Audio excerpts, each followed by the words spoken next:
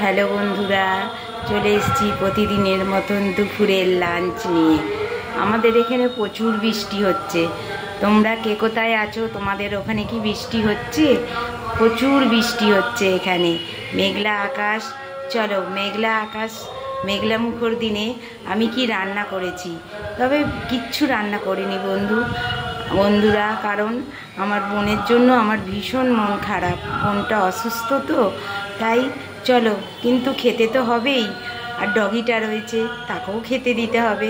তাই কি করেছি চলো বন্ধুরা তোমাদের সঙ্গে শেয়ার করে নিই। করেছি গরম ভাত আর আলু ভাতে কাঁচা তেল দিয়ে, সর্ষের তেল দিয়ে মেখেছি।